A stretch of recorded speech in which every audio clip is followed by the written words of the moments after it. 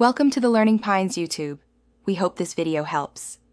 In this video, I will explain how to make summary tasks in MS Project. First, open your project file. Identify a group of tasks that logically belong together, forming a distinct phase or deliverable. These will become your subtasks.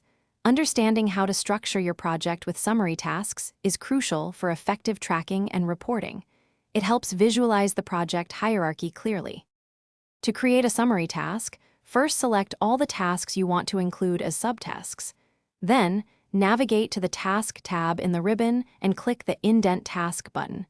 This action will make the selected task subtasks. Next, insert a new task directly above these indented tasks.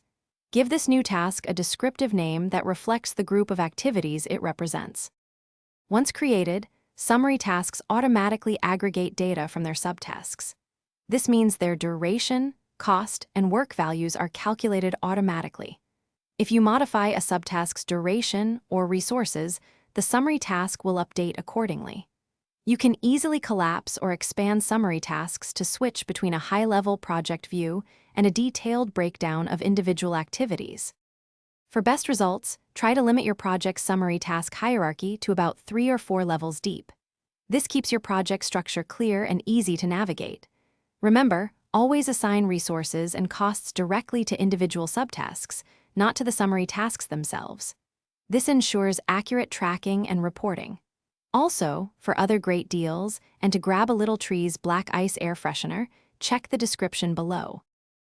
Thanks for watching. Consider subscribing if we helped you.